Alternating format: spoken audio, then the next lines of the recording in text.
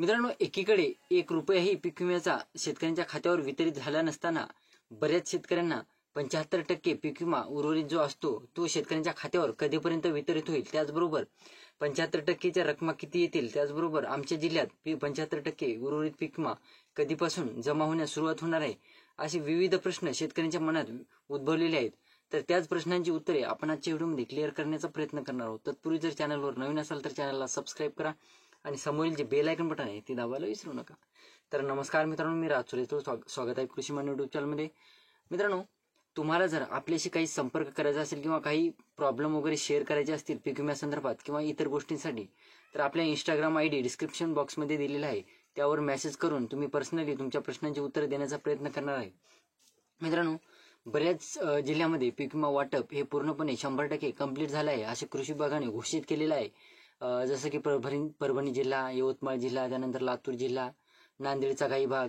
तर असे हे जे 2-4 जिल्हे जे आहेत पीक विमा 100% वाटप पूर्ण झालेलं आहे असं कृषी विभागाने जाहीर केलेलं आहे. पीक विमा कंपनीने सुद्धा जाहीर केलेलं आहे.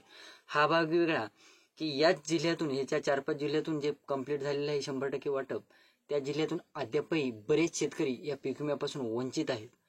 त्यातच मित्रांनो, मला बऱ्याच कमेंट येत होत्या परभणी जिल्ह्यातून आणि काही कमेंट येत होत्या लातूर जिल्ह्यातून की बुवा आम्हाला आता उर्वरितचा 75%चा पीक विमा कधीपासून आमच्या खात्यावर वितरित होईल.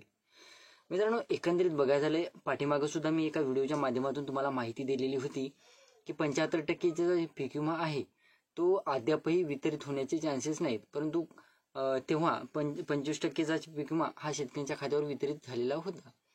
परंतु आता 100% उर्वरित म्हणजे 100% पीक विमा हा शेतकऱ्यांच्या खात्यावर किंवा 100% हा जिल्हा 100% पूर्ण झालेला आहे असं कृषी विभागाने जाहीर केलेलं आहे. तर यामध्ये मित्रांनो बघायचं झालं तर शेतकऱ्यांचं जे मनामध्ये प्रश्न उद्भवलेला, बाबा 100%चा 25%चा पीक विमा हा शेतकऱ्यांच्या खात्यावर वितरित झालेला आहे, तर मग आम्हाला आता उर्वरितचा 75%चा पीक विमा कधीपासून वितरित होईल. मित्रांनो, तुम्ही परभणी जिल्ह्यातून असाल, नांदेड जिल्ह्यातून असाल किंवा इतर कोणत्याही जिल्ह्यातून असाल, तुम्हाला सांगतो की 75% उर्वरितच्या पीक विम्यासाठी अद्याप कोणताही निधी मंजूर नाही आहे. सध्या कोणताही निधी हा 75%च्या उर्वरित पीक विम्यासाठी उपलब्ध नसल्यामुळे किंवा मंजूर झालेला नसल्यामुळे तुम्ही सध्या तरी 75%च्या पीक विम्यासंदर्भात कोणताही प्रश्न विचारू नका. मलाच नाही, कोणत्याही युट्यूबरला जरी तुम्ही प्रश्न विचारला 75%च्या पीक विम्यासंदर्भात, तर कोणताही युट्यूबर तुम्हाला हेच सांगेल की सध्या 75%चा पीक विम्यासाठी कुठलाही निधी मंजूर नाही.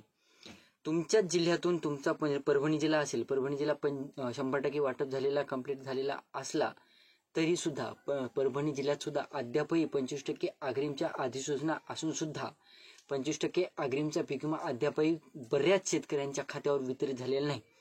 आणि परभणी जिल्ह्यातूनच काही शेतकऱ्यांना स्थानिक नैसर्गिक आपत्ती या घटकाअंतर्गत पीक विमा मंजूर झालेला होता. असे बरेच शेतकरी स्थानिक नैसर्गिक म्हणजे लोकलाइज मध्ये सुद्धा बरेच शेतकरी अद्यापही वंचित आहेत पीक विम्यापासून. लातूर जिल्ह्यातून सुद्धा सेम कंडिशन आहे.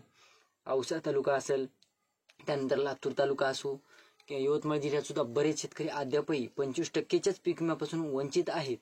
तर 75%चा पीक विमा मिळेल तुम्हाला असं तुम्ही सध्या तरी या आशेवर राहू नका पीक विम्याच्या की 75% उर्वरितचा पीक विमा बाकी आहे तो आमच्या खात्यावर वितरित होईल. यापासून तुम्ही सध्या तरी दूरच राहा, लांबच राहा, कारण सध्या 75%चा पीक विम्यासंदर्भात कुठलाही निर्णय घेण्यात आलेला नाही. तर ही होती छोटीशी माहिती मित्रांनो. आपण लोकलाइज पीक विमा बऱ्याच जिल्ह्यातून, बुलढाणा जिल्हा, वाशिम जिल्हा किंवा इतर जिल्ह्यातून बऱ्याच कमेंट होत होते की बाबा आमचा अद्यापही बऱ्याच दिवसाचा कालावधी लोटलेला असून सुद्धा LDBS 0 मधून लोकलाइज मध्ये अद्यापही कन्वर्ट झालेले नाही. त्याविषयीचा सुद्धा आपण आपल्या चॅनलवर व्हिडिओ घेऊन येणार आहोत.